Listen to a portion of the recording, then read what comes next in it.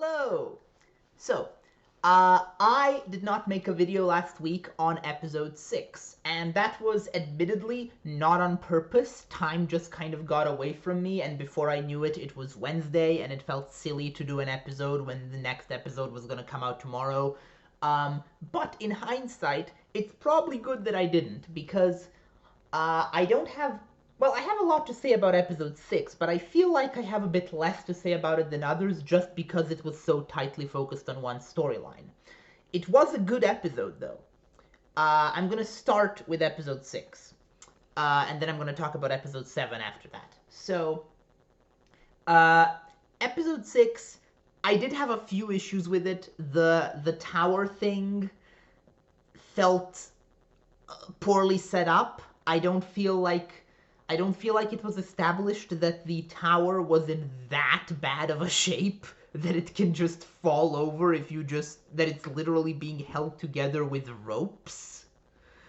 Maybe I just wasn't paying attention, but the tower collapse felt a bit unrealistic to me. Although I liked that whole sequence where they trapped the orcs and killed off a bunch of them in the watchtower. Um, and the scene where Arendir fights one-on-one with an orc and stabs out its eye and there's like blood and gore everywhere. That felt a bit too gory and violent for a Tolkien adaptation. To me, that felt like something that belongs in a Game of Thrones and not a Lord of the Rings. But that's I suppose a matter of personal taste. I just feel like Tolkien adaptations shouldn't go that explicit with their violence, I guess. But overall, I liked the episode. I liked the battle. I felt it was a pretty well choreographed battle. The arrival of the Númenóreans was obviously a huge plot contrivance, but it's the kind of plot contrivance that Tolkien did all the time. It's kind of on brand for this particular genre of high fantasy to have the heroic cavalry charge arriving at the last moment to save the day. And of course, it's kind of made more interesting in this case by the fact that they ultimately kind of didn't save the day. They failed. So yeah, I like the episode overall, and I have some positive things to say and some questionable things to say, but I also have one major criticism. The sword makes no sense.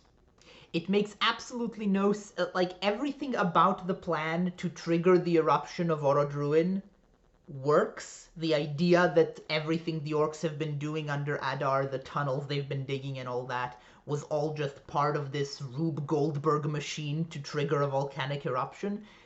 That was all cool. I don't know if volcanoes work that way, but I don't particularly care. I'm going to assume that this plan might be realistic.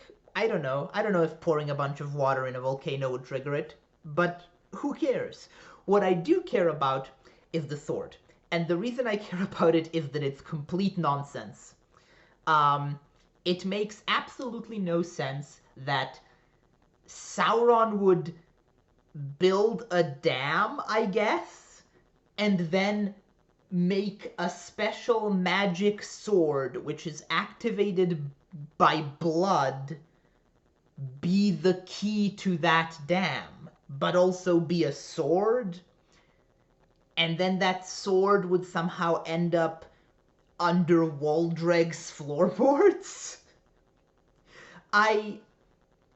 Maybe we'll get more on the sword because I feel like Theo might still end up being somewhat focused on that sword, and we might see more of the sword beyond its use as a key to the dam. Maybe.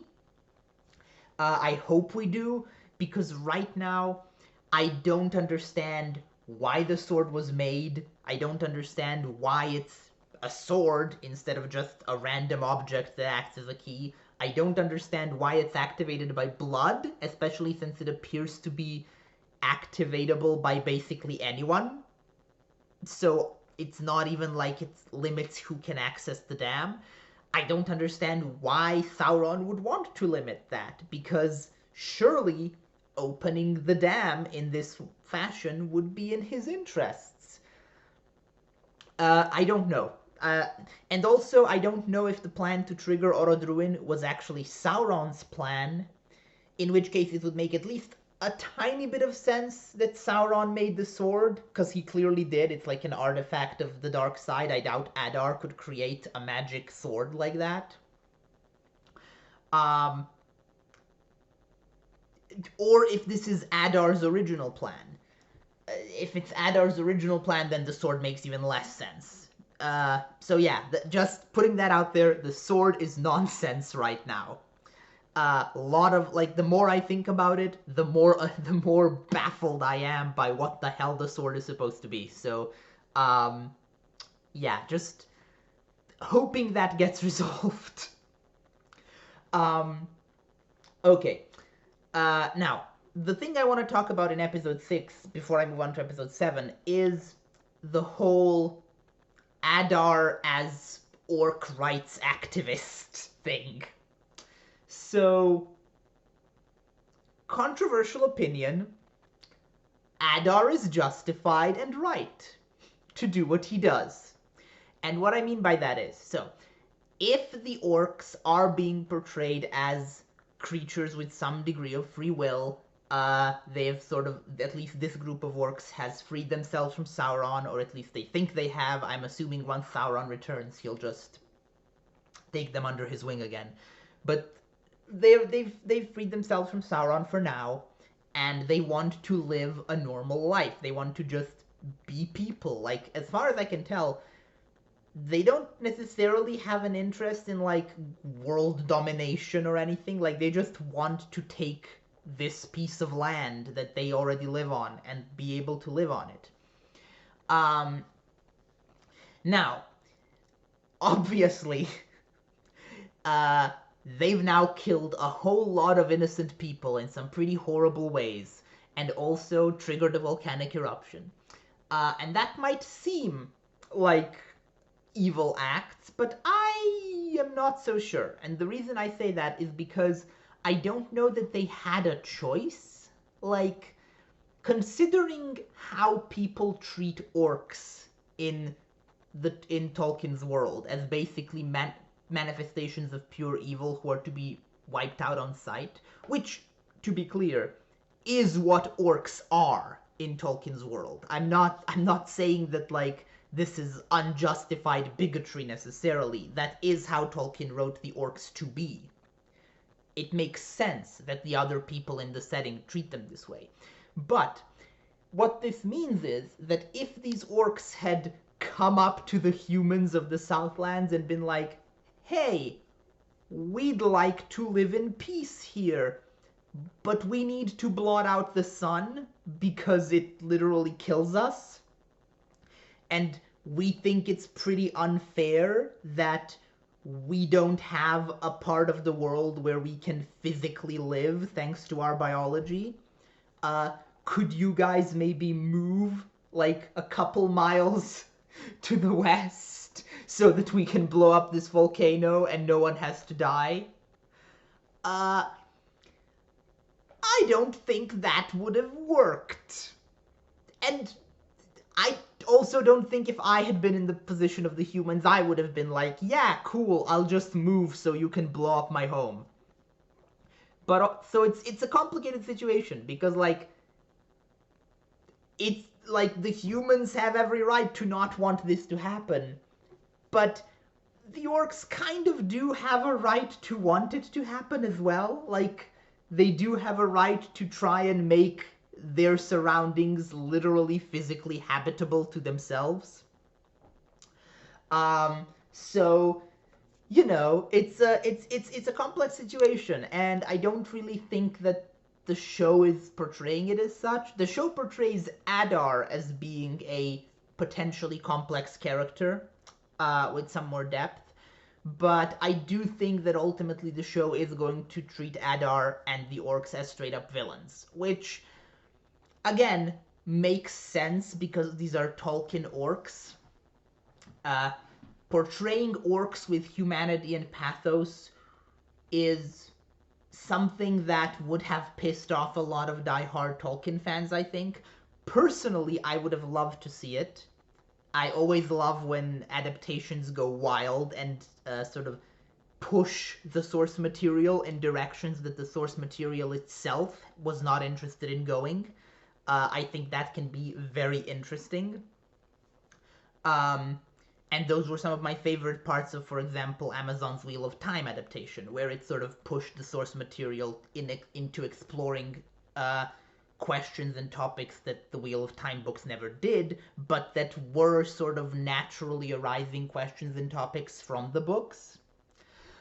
And I think this could have been a great opportunity to do that. But I also understand why they didn't, why they're not gonna do that, because I feel like I said, that would piss off more people than it would please.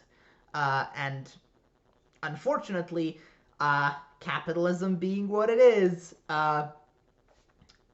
art has to have mass appeal in order to be successful. So I'm not necessarily blaming the creators of the show for, again, I'm assuming that they're not going to do too much more humanizing of the orcs. But I'm not necessarily blaming them for not doing it. I'm just saying that I kind of wish that we lived in a different world where they could explore that in a show like this.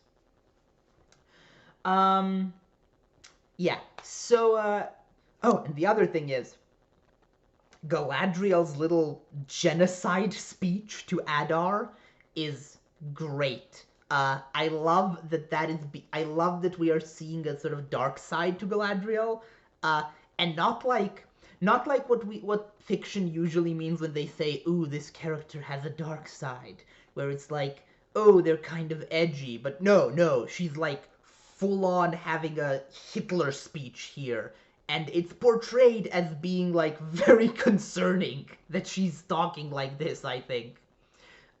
If the show does not end up coming back to that and seriously questioning the ethics of Galadriel in this scene, then that will be a very big missed opportunity, I think.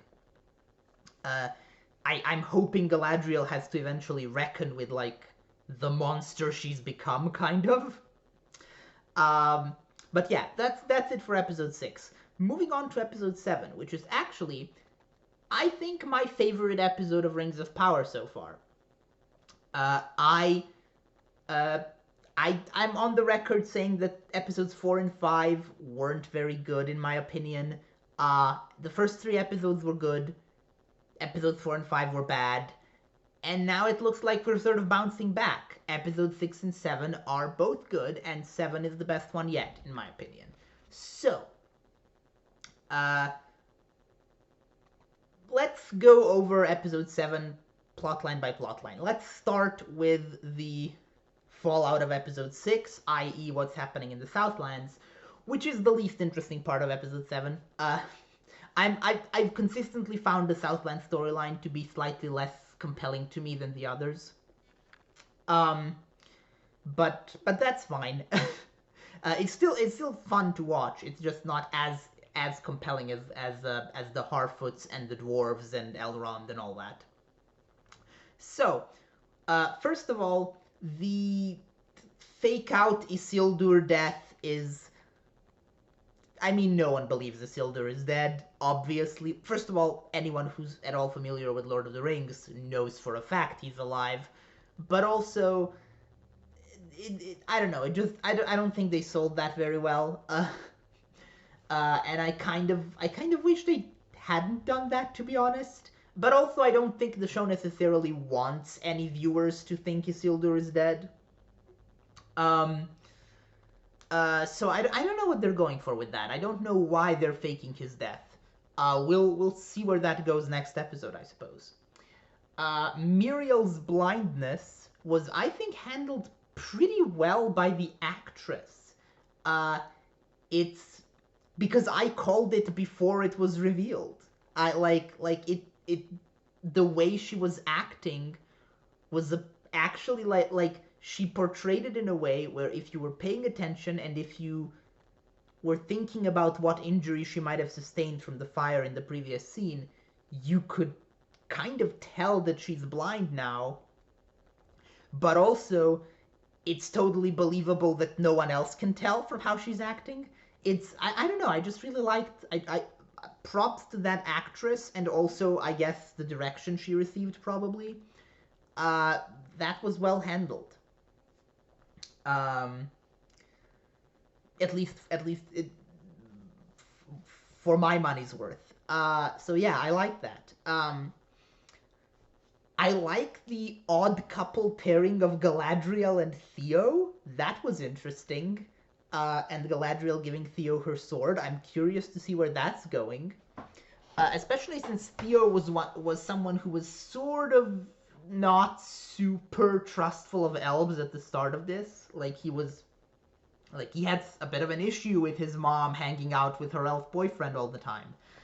Uh, and he was kind of tempted to go with Waldreg for a while there. So having him be sort of starstruck by Galadriel and sort of becoming her squire was kind of cool.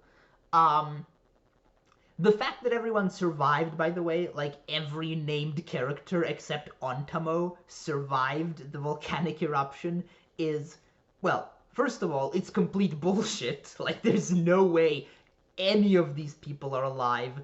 Getting caught in a pyroclastic cloud is a 100% instant death sentence. Like, none of these people realistically have even a 0.001% chance of being alive. A volcanic eruption is a big deal, and a pyroclastic cloud is a especially big deal. And this village got engulfed in one. All of these people should be dead.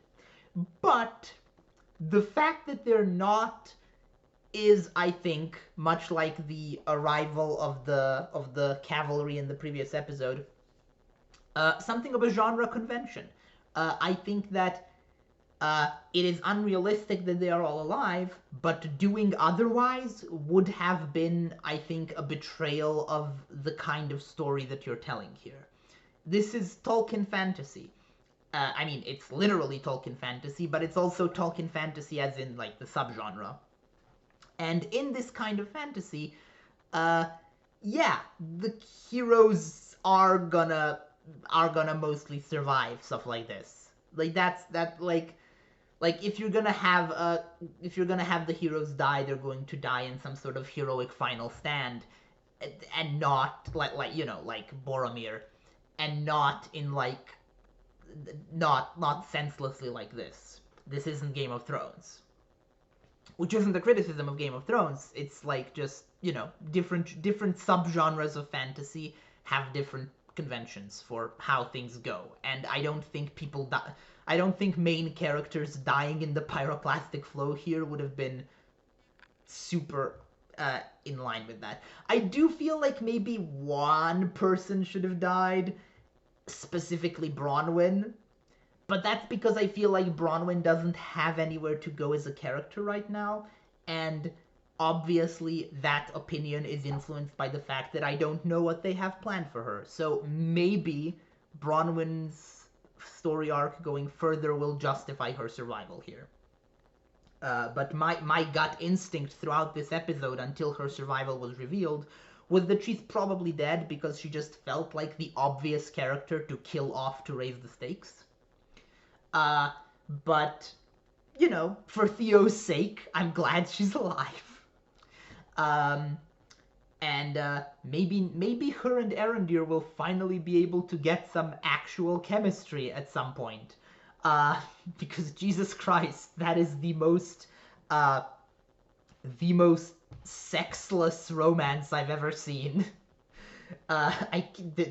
Zero sparks flying between those two, ever. Yeah, I'm interested to see where they're going with Elendil's character development, because Elendil seems super upset about Isildur's death, but specifically super upset at the elves in general, and at the very idea of this expedition, and at Galadriel in particular, and so forth. And I'm kind of wondering if now that him and Muriel are going back to Numenor, I'm kind of wondering if Elendil is going to help Pharazôn in his inevitable coup attempt. Um, that would be an interesting twist, because obviously Elendil has been portrayed as being the most pro-elf person to the. I mean, literally, his name is Elfriend. So yeah, I'm. It's an interesting direction to take Elendil in particular, which I'm excited to see play out. But let's move out of the Southlands for now, because the Southlands, like I said, this was mostly just the aftermath of episode 6. Let's talk about the Harfoots. So this is the first episode where I have a bit of a problem with the Harfoot storyline, and that problem is the way everyone is treating the stranger. By the way, the stranger just is Gandalf. I mean, come on. Either Gandalf or Radagast. Like, I don't think there's any chance of the stranger being anyone else at this point.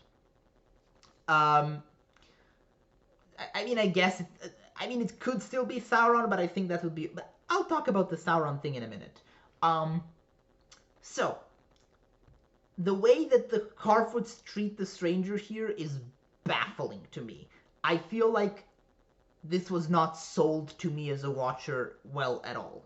Like, the fact that, oh, a branch broke off and it didn't really even hurt anyone. It fell on 2 people and they were fine.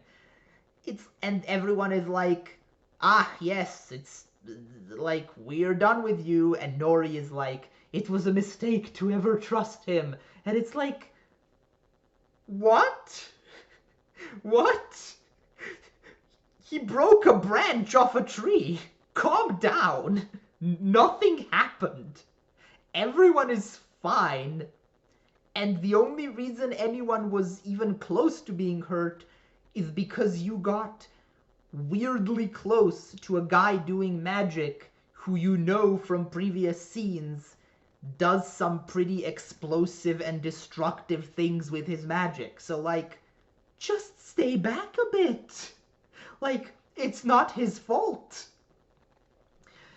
I don't know, that just felt weird to me. It felt like everyone here should, by this point, be aware that they shouldn't get close to him when he's doing his mumbo-jumbo, and that if they do, whatever happens next probably isn't his fault. Like, I don't know, that whole thing felt weird. It like, the fact that the Harfoots in general started distrusting him after that, distrusted him more after that, okay, I can buy that. They were already predisposed to not trust him. The fact that Nori in particular seemed to, like, lose all faith in herself and her choices because a branch fell off a tree, that felt weird to me. It didn't work with Nori's character, I think. Everything that happens after that, though, I like. The arrival of Eminem and her 2 friends, and the burning of the wagons and all that. That was a cool scene, and the aftermath was cool. Them going after the stranger at the end of the episode is really is cool and interesting, even though it was obviously what was going to happen. I'm a bit confused about why Nori's stepmom is going with them. In part because I feel like that character has not been sufficiently developed at this point to justify something like that. Like, Nori's dad going with them would have made more character sense, but his leg is still hurt, so I can see why they wouldn't want to do that, I guess. But Nori's stepmom going with them and being, like, the main advocate for going with them was a bit weird. Like, not because it's out of character, but because she's not a character that I can really say if it's out of character for. She's barely been developed. So that felt like a bit of a weird choice to have her join them, but I suppose it's a chance for them to develop her character in the next episode. She's probably gonna die, let's be honest. She's going with them so that she can die and provide motivation for Nori in season 2 or something. But still, uh, I'm interested to see what she's like and to actually get to know her maybe a bit more. Um, Sadok going with them though is great because I love Sadok. He's hilarious. He's quickly becoming my favorite character. Him ending the episode by going with them and being like, "Well, who cares? We're all gonna die anyway," was was good. I like that. Um, and that brings us to the third major storyline, which is Elrond and Durin. Now, I have made no qualms about saying that I've had issues with this storyline in the past, that it's felt like a bit of an undercooked storyline. Which is why I was so surprised to watch this episode and realize that this was easily my favorite part of the episode. Everything about Elrond and Durin's storyline in this episode was great. The scenes between Durin and his dad were fantastic, some of the best writing the show has done so far. Great interactions between those two characters. The scenes between Durin and Elrond when they were digging were great. And the scene at the end between Durin and Disa was really interesting, and I'll talk about that more in a bit. But yeah, I just want to say, I don't really have any criticisms of this storyline at all in this episode. I feel like everything finally sort of clicked into place with the Elrond and Durin Mithril storyline in this episode. It sort of retroactively makes sense, I guess.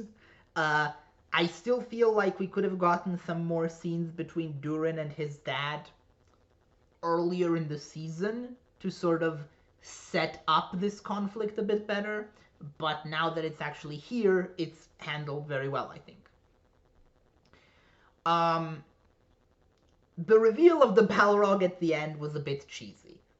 So, obviously we all knew where this was going. We all knew that the dwarves were about to dig too greedily and too deeply, and unleash shadow and flame. Ooh. That's like that anyone who's seen Lord of the Rings knew where the storyline about the dwarves of Moria digging too greedily and too deeply was going.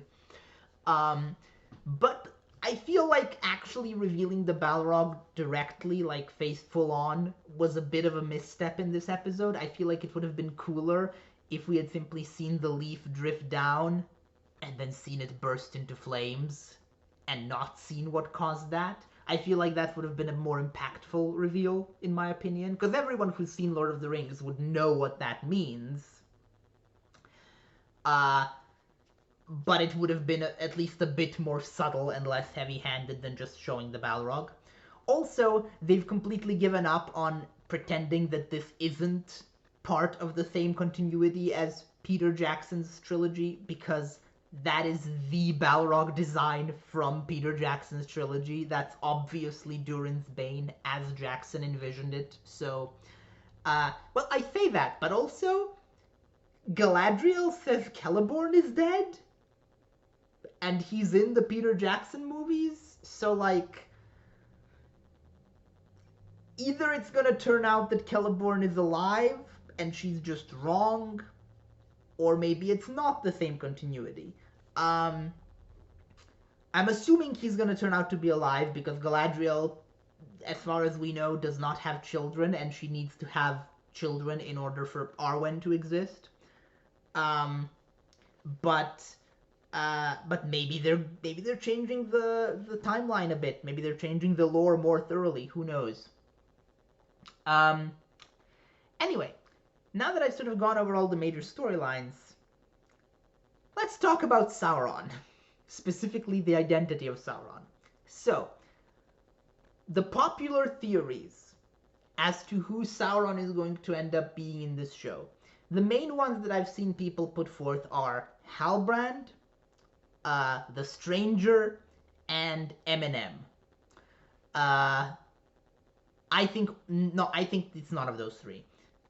First of all, Halbrand, definitely not. He's obviously going to be the Witch King or one of the Nazgul. Doing anything else with him at this point would be foolish because it's so well set up for that to happen. So Halbrand, definitely not Sauron. probably gonna end up working for him, though. The Stranger could be Sauron, but if it is... Well, okay, so I don't think that the amnesia is fake. It feels like we're not supposed to think that. It feels like he is very genuinely confused about where he is and who he is.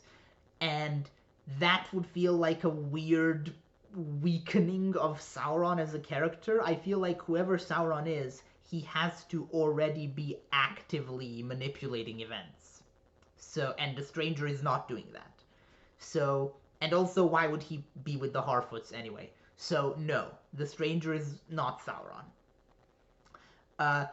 Eminem, while it would be an interesting twist to have Sauron be a woman, and I would like that twist, I do not think he is this woman. In part because Sauron at this point in history is supposed to be the deceiver. He is supposed to sort of seduce people with sort of present himself as, you know, a friendly face, and not be just an evil monster who burns down a camp of halflings. So I think this episode cements the idea that Eminem is not Sauron. Because she's too openly evil, I think, at this point to be Sauron. So, who do I think is Sauron? Well, after this episode, I have a new, crazy theory that I do not necessarily know if it's going to end up being true, but I desperately want it to be true. So, here goes. Sauron is Disa. I think Disa is Sauron at this point. That scene at the end of the episode where Disa is talking to Durin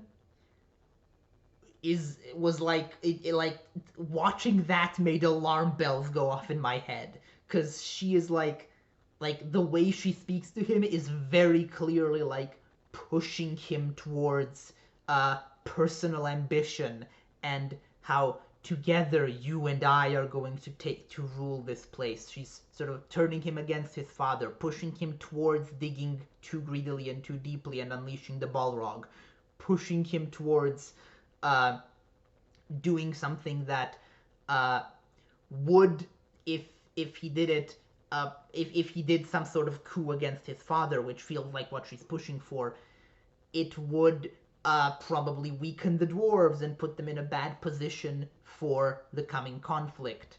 And, you know, if she's not Sauron, I'm not criticizing her at all. Like, she doesn't know all of this. From her perspective, it makes perfect sense to push for this. So if she's not Sauron, this is not, I think, anything wrong with... There's nothing wrong with her character. She's a perfectly fine character, and it makes sense that she'd push for this. And from her perspective, it's the right thing to do. But if she is Sauron, and she does know the Balrog is down there, and she does have some inkling of what doing this will lead to, that, I think, could be very interesting. And also it would be interesting because it would be something no one would expect. Everyone expects Sauron to be either a man or an elf, and also to be male. Having Sauron be a female dwarf would, I think, on a meta level, be a rather fun plot twist. And it would also explain why Disa as a character was created, because I'm not saying she's pointless. She's an interesting character, and I like her, and I especially like the actress. I think her performance is fantastic, and her costuming is fantastic. But in a show that's already as full of characters as it is, it does feel a bit odd to add this extra character who so far has not necessarily been super integral to the plot. She's mostly just been sort of there as moral support in the Durin and Elrond storyline. So having her turn out to be Sauron would be very cool. And also, she is decently close to the Celebrimbor storyline, even though her and Celebrimbor haven't directly interacted yet. And we all know that whoever Sauron is, he has to eventually interact with Celebrimbor specifically, and seduce Celebrimbor into making the rings. So yeah, that's my current theory. My other theory is that Sauron could be multiple people. Like, I feel like it might be interesting to have a plot twist where, like, in the final episode, it turns out that Disa and the Stranger and Halbrand and Eminem were all Sauron all along. Like, Sauron just split himself into multiple people so that he could manipulate events in multiple locations at once. Which would be really cool. I don't think that's what they're gonna do, though. Because especially not with Halbrand and the Stranger, because like I said, I feel too strongly that those two cannot be Sauron at this point. But I suppose we'll see next episode, because I'm fairly certain that they're going to end the season with the Sauron reveal. And I watched a little promo they made for, like, the teaser they made for the final episode, and there's a scene there where Nori's eyes start looking like Eminem's eyes. And I think what's going on there is that she's being possessed somehow by Eminem. But it might be kind of cool if it turned out that Nori was actually Sauron all along. I don't think it will make a ton of sense, and I don't think it will happen. But I did have the thought when that happened of like, oh my god, that would be a cool twist. What if instead of Sauron being like one of the supporting characters who's been whispering into our main character's ears, what if one of our actual primary protagonists has just been Sauron all along? I feel like that would be cool. That would be a bold direction to take, especially if it was a Hobbit. Oh my god, what if Poppy is Sauron? God, okay.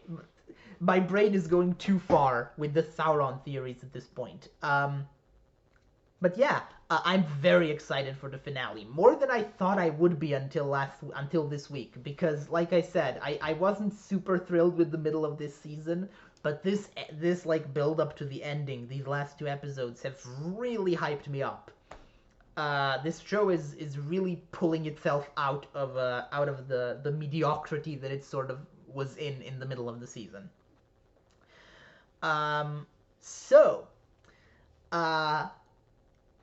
Yeah, that's it. That's all I have to say. See you next week for the finale and presumably the reveal of just how wrong I was about who Sauron is. Can't wait to find out that Galadriel was Sauron all along. Or something. Yeah, see you next week. Bye.